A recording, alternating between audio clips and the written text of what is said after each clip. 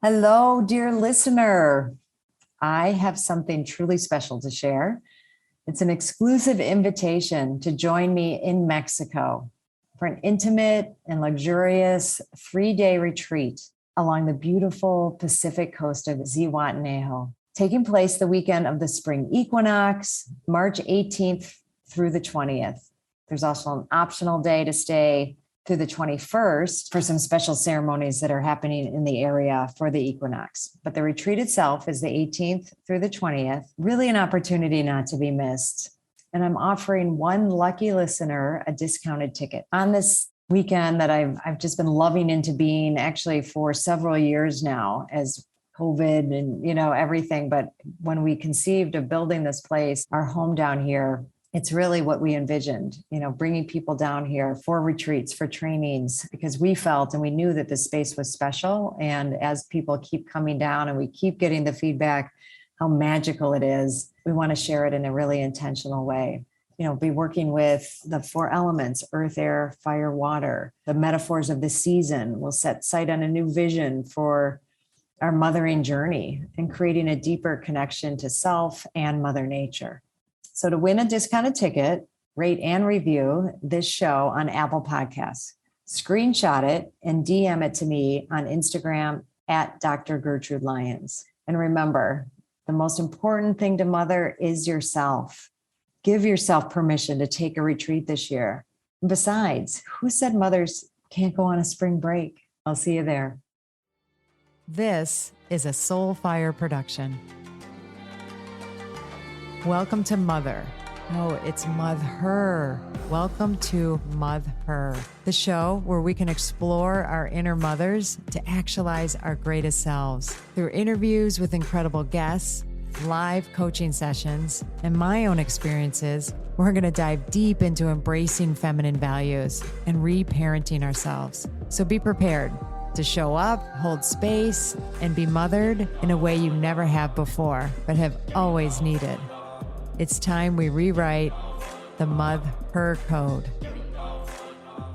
Hi, and welcome to this week's episode of Mother, Rewriting the Mother Code podcast. This is a solo episode, and I haven't done one in a while, but I've had this one on my mind, so I'm excited to share it with you. But I've had weeks of amazing guests, a live coaching session, and I love podcasting. I love meeting the people that I get to have on the show. I love being on other people's shows, and it's such a beautiful medium for us to come together and share wisdom and share experiences and be together. So this one, I really want us to start getting the beauty and power of when you apply the concepts that I share about in Rewriting the Mother Code. I know early on episodes, I share, what is Rewriting the Mother Code? And I talk about how it's raising a woman's awareness in the personal growth, the self-awareness, and even the transformational opportunity when we use mothering or any experience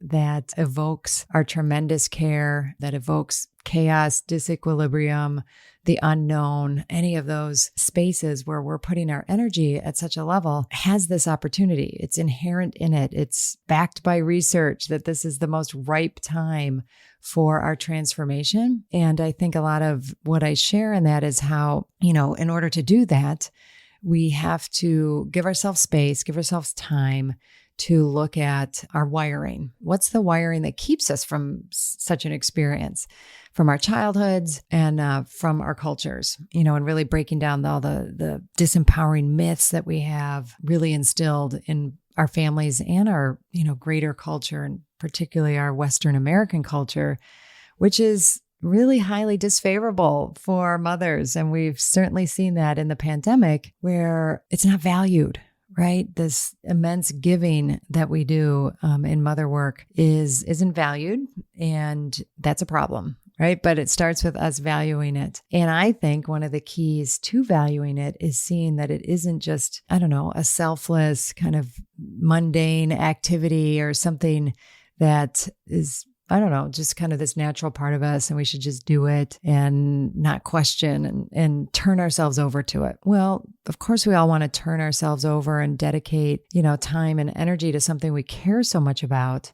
but we don't want to lose ourselves in it, right? And that's what can happen, particularly in our culture that demands us to be perfect mothers, that there's a right way to mother, that we're somehow just supposed to do it all, and not just do it all, but do it all right and produce and kind of pop out and then, raise these perfect humans, and how much of a reflection of us they are. Well, that's all messed up. And I know I've shared about Alison Gopnik in her book, The Carpenter and the Gardener. No, it's not our job. Parenting isn't a job like our careers are a job or school. And we can't put it in the same bucket for our affirmation, or we're just, we're effed for sure, because it's just not like that, and us doing a good job isn't, what we think this human being or how this human being should turn out, or any, big project, relationship, career. If we think we're supposed to dictate that, then we're going to lose. So we know we're supposed to kind of dig in and raise our awareness around where we have misguided wiring, right? But then what do we do about it? Okay. And that's what I want to spend some time in this episode talking about. The doing. How do we change behaviors? How do we disrupt what the status quo is in this area? And then, have this opportunity for transformation. I want to share a quote. I was kind of looking over my dissertation, actually, which is always kind of fun to revisit for me. Well, it brings up a whole lot of feelings. But anyway, a book that I read that was really meaningful to me and was in my research was by Elaine Hefner, and it's called Mothering: The Emotional Experience of Motherhood After Freud and Feminism. Interesting, right? But anyway, I think this quote is really powerful. It goes like this: the universal moments of child rearing, however, are in fact nothing less than a confrontation with the most basic problems of living in society, a facing through one's children of all the conflicts inherent in human relationships, a clarification of issues that were unresolved in one's own growing up. The experience of child rearing not only can strengthen one as an individual, but also represents the opportunity to shape human relationships in the future. I mean, I feel actually a little teary reading that and remembering, the power, what's possible. Yes, it can change and even transform us, but that can have a ripple effect. And us going on this aspect of our mothering journey can and does have a rippling effect. So I'm going to share a couple of the frameworks that I use, in all of my coaching and all of my workshops and everything I'm doing, supporting women to rewrite their mother code through the Wright Foundation's frameworks of the Evolating Model and the Wright Model of Human Development. These are really powerful structures, right? They stand on their own and as effective technologies for personal growth, psychosocial development, but they're also transformational, helping us live to our highest potential. Let me make a distinction. Evolating, which was developed by Dr. Judith Wright, provides a dynamic process for the journey of transformation. So this is a process, whereas the Wright developmental model, it provides the map, right? But together, they offer a really synergistic technology. And I'm going to say a couple things about these models personally, right? So Dr. Bob Wright developed the Wright developmental model, and that's been around, through all my years of my own growth and development and as a professional coach. But it really wasn't until I became a student at the Wright Graduate University that I came to understand its power. Prior to that, it looked like this really complex, complicated, academic, how is this useful to me even? And I'm going to say this, even though it's not an exact truth, but it felt very masculine to me. Even though it's not a linear model, it looks like it.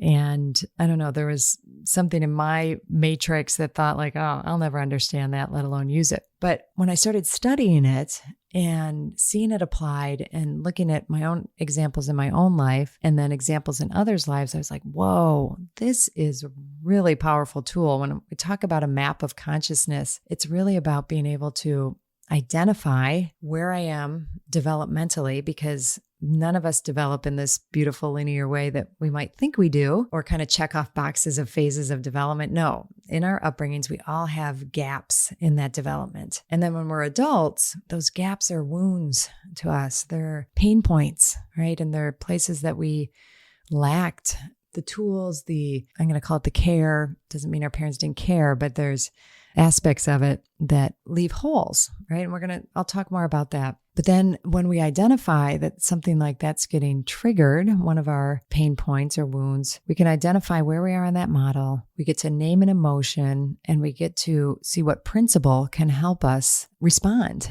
And respond might be a person, it might be a situation, but how can I respond in a way that doesn't just kind of get me through the situation, but helps me heal?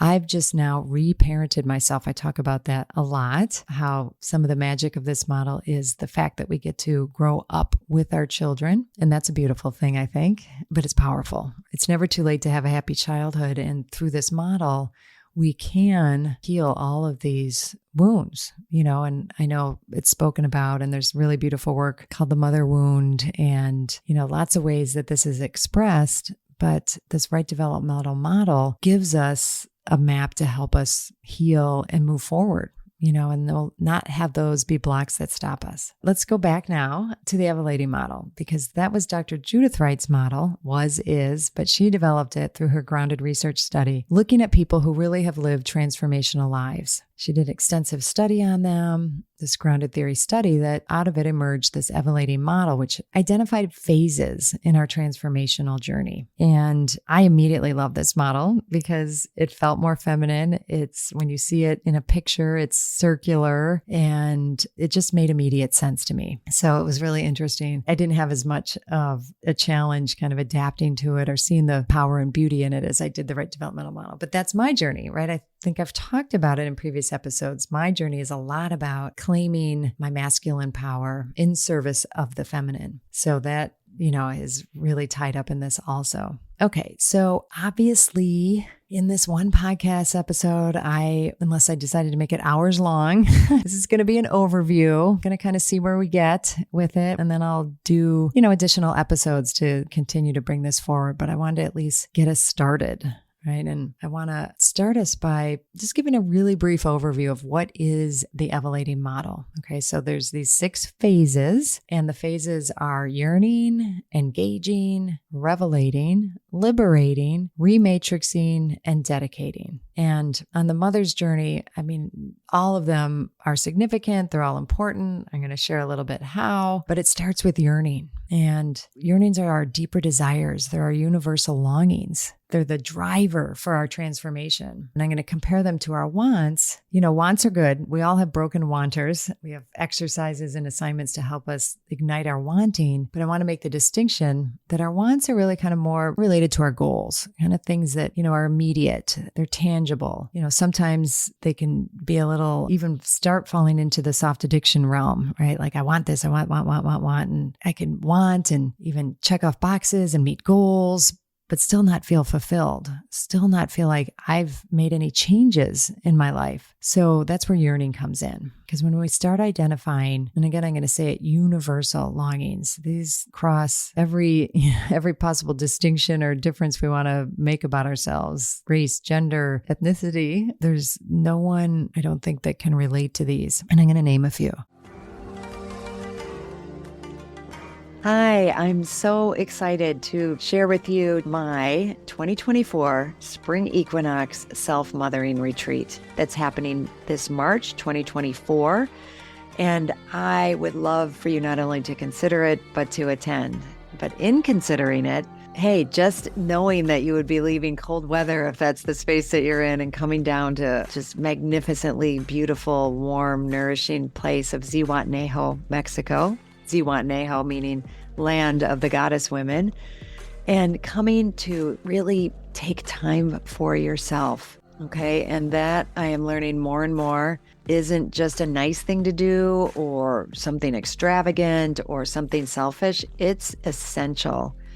And I really want you to take it seriously, to consider, just think about what would it take for me to go. It's a 5.5-day retreat. Getting from where you are, getting there, landing there, and then being in a space that is all about you. It's all about nourishing you. It's all about tuning into you, using everything around us, the nature, the food, the beautiful people, the rituals, ceremonies, I bring it, we really bring it. And we go deeper and deeper as the days go on, and we release, we let go, we bring in what is nourishing, what is empowering, what is that space of just really divine feminine energy.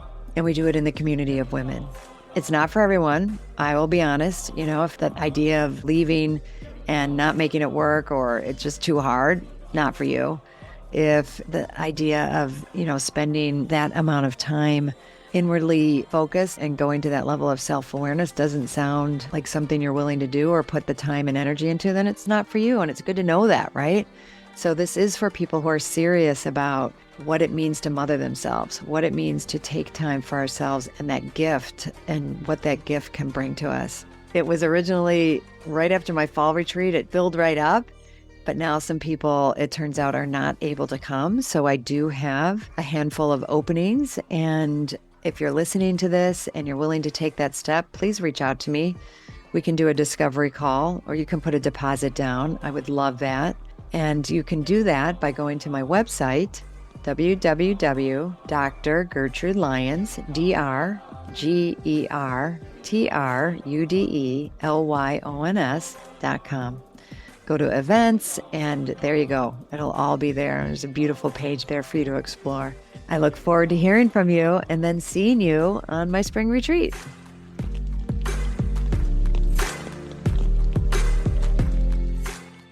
So a yearning would be something like this. I yearn to matter. I yearn to make a difference. I yearn to be loved and to love. I yearn for connection. I yearn to exist. I yearn for connection with the divine, and so on. So I know I just felt different saying them. Sometimes that's all it takes, is reconnecting and saying them out loud. The whole rest of the model is about us bringing those into our lives, having them have meaning, and often by doing so, transforming. Because, we come into this often with a matrix that isn't built on us having and meeting our yearnings, right? So once we start identifying, then we want to take action. We want to engage. So the second phase is engaging. And it's some response to our yearnings. So if we want to at all think about changing a behavior in a meaningful way, we need to learn to engage fully in our lives.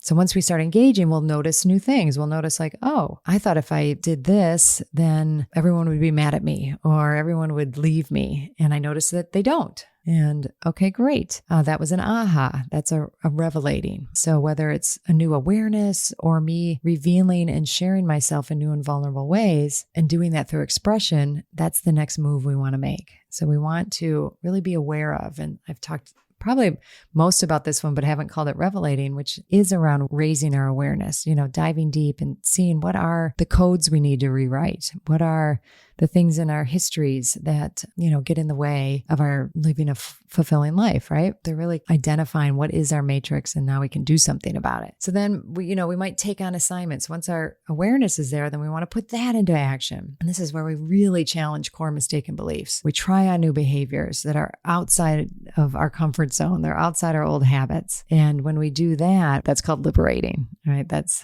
the next phase. So we liberate by trying these new behaviors. And then we see that, I'm breaking beliefs, things are happening. And then the next one is to do that over and over again. That's called rematrixing. So that's where we practice the new behaviors, and build new muscles. So only when new behaviors are repeated consciously and with intention, our brain is actually reprogrammed. This is where the rewiring really happens. And then transformation happens, right? We're not the same person we were because we rewired. And then lastly, but certainly not least, probably the most important for us to really engage in the journey of mothering, in the transformational opportunity of rewriting the mother code, is dedicating. Dedicating is where we decide that it's a lifelong commitment to conscious behavior, and it sets us on a path of continuous transformation, not just like, oh, I transformed a couple things, that feels good. Believe me, I have been there. When I look back on my life, I've had periods of time where I was coasting. When I look back and had regret and remorse for where I wasn't rematrixing and dedicating, I would have insights, but I wouldn't wouldn't do anything to really change them. And I see the difference, right? Because I see the difference of when I have done it and where I haven't. And if we really want to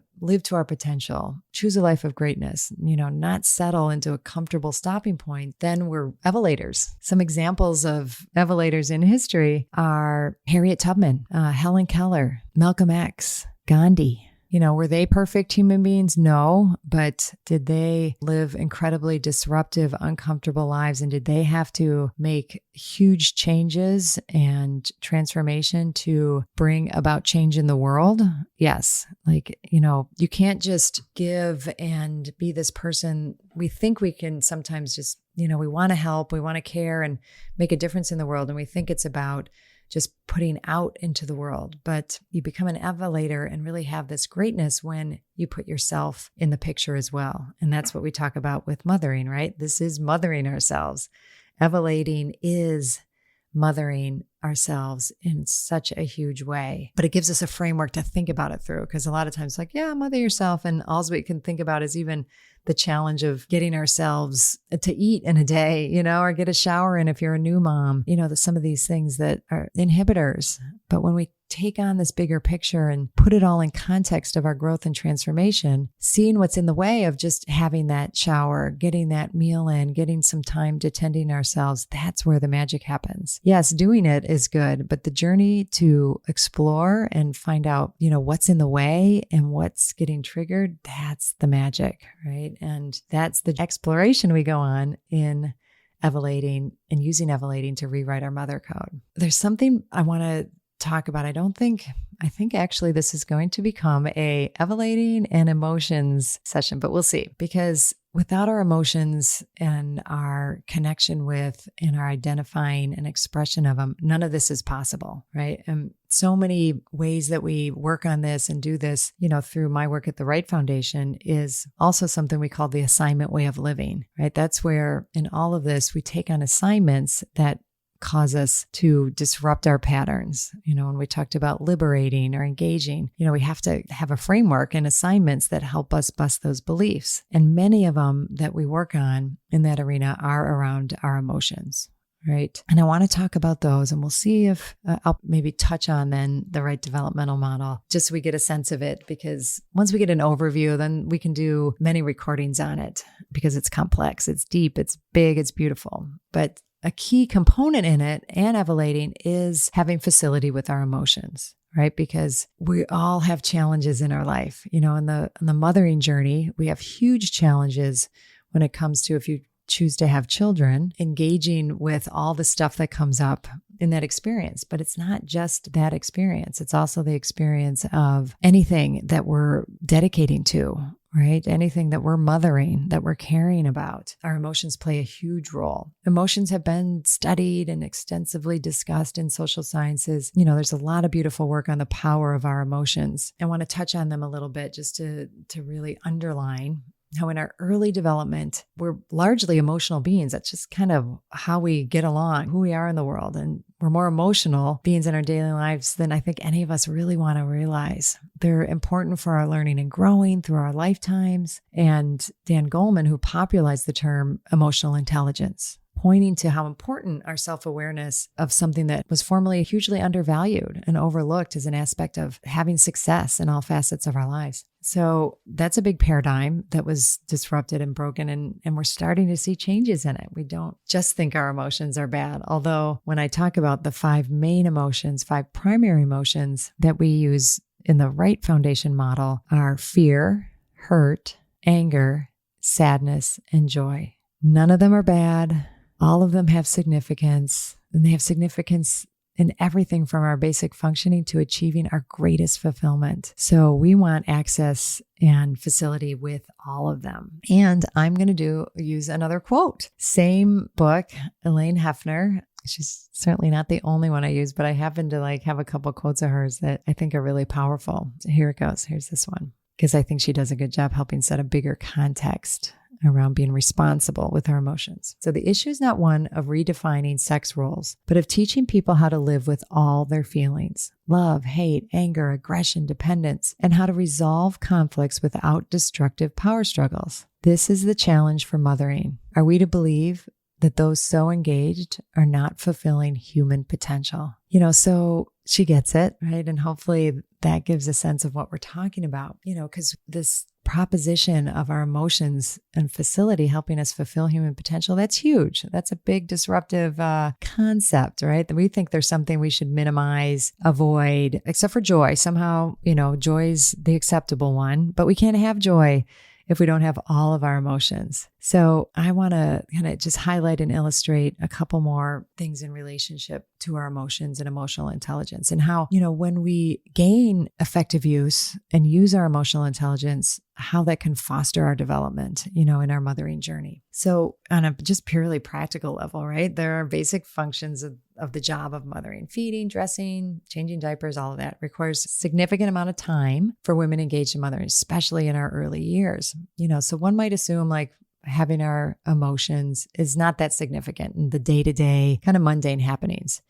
But that's one of our limiting assumptions, because we have feelings all the time, right? And Antonio Damasio, he demonstrates this in his work, the feeling of what happens, body, emotion, and the making of consciousness. So we're filtering out emotions constantly, right? We have a lot of barriers and things, but they're getting triggered all the time. And in mothering, oh my gosh, one, it's so new, it's so unknown.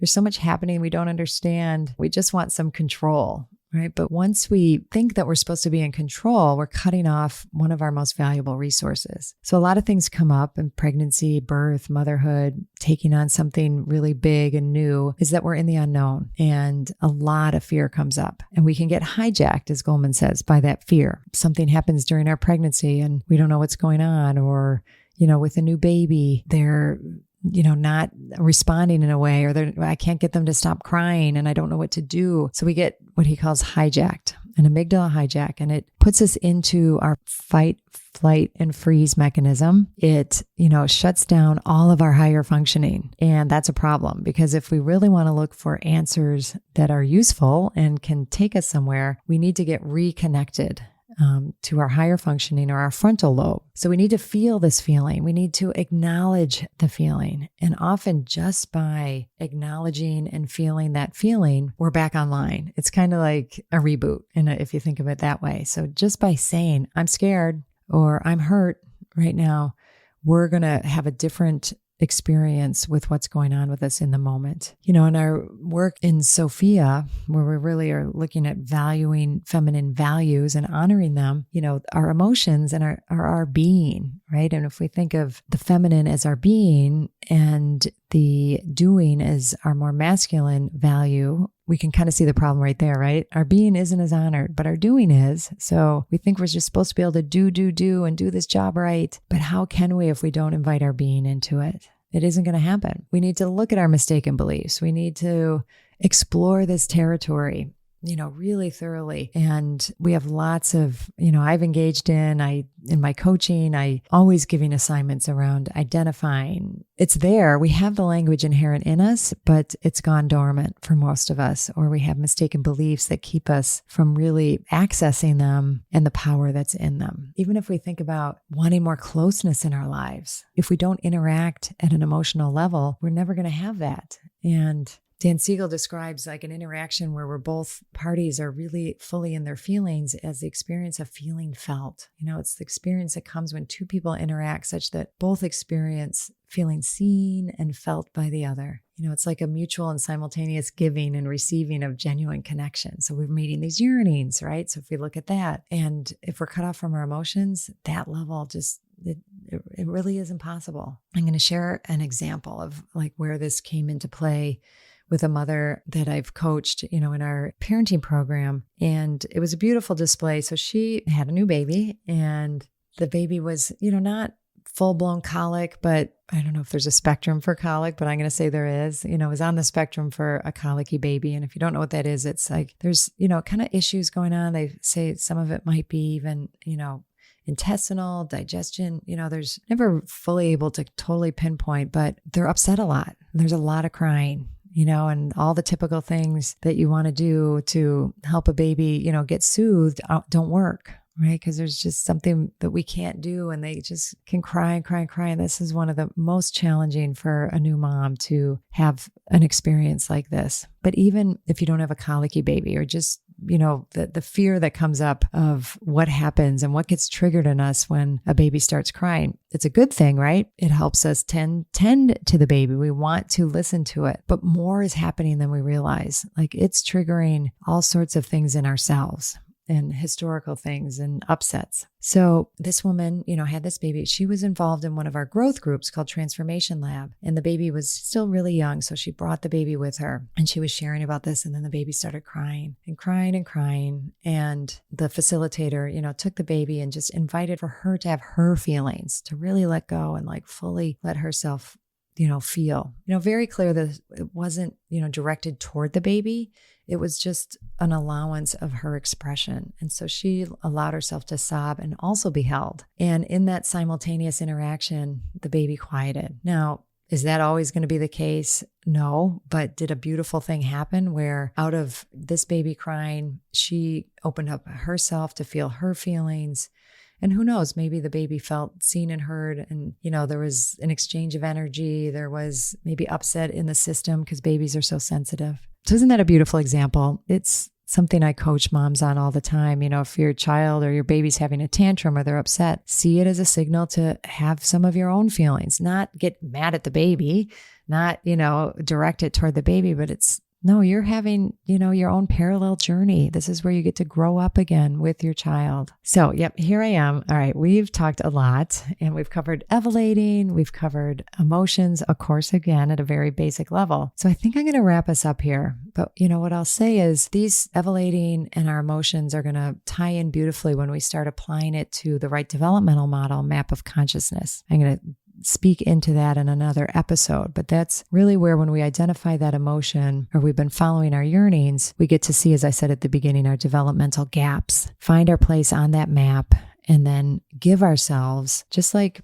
it actually happened in the experience I just gave, with the individual that I was just talking about, where she identified her fear. She then, went on her own emotional journey. I don't know in that instance exactly like what also was getting triggered for her, maybe a certain sense of being young and someone who was always responsible and had to take care of everybody and everything. Whereas, this felt really out of control because she couldn't control the situation. And then somebody tended to her and she was able to have her feelings. She just then got, some of what she hadn't gotten in her childhood, and she was soothed and she soothed herself. So she was able to, have that experience out of that awareness and consciousness. So we'll talk more about, because there's, levels again with the Wright developmental model. And I'll end this one and I'll probably begin when I talk about it again with my husband. Rich Lyons loves the developmental model. He teaches on it. He has always grasped the significance and power of it. Took me a while, as I said, but I love that it's something we now both share as a tool of transformation. All right. So a lot to be with. I'm hoping you're resonating, kind of seeing what could be possible when we start applying, assignments, the awareness into some of our exploration so we can start doing things to shift these beliefs and awarenesses. Well, lots more to say. I look forward to our next time. But in the meantime, go out and notice your yearnings. Be aware of your emotions, fear, hurt, anger, sadness, or joy in your day-to-day life. And let me know how it goes. Thank you so much for choosing yourself and taking the time to listen to this podcast. As always, please rate, review, and subscribe to subscribe to Mother. It helps other people who need this message, aka all women, well, actually everybody, men included. I'm honored to have you on this journey in mothering yourself. Remember, change is uncomfortable, but it's beautiful, and it starts with us. And if you can't wait until next week's episode, follow me on Instagram and LinkedIn at Dr. Gertrude Lyons or at my website, drgertrudelyons.com. I'll see you next time.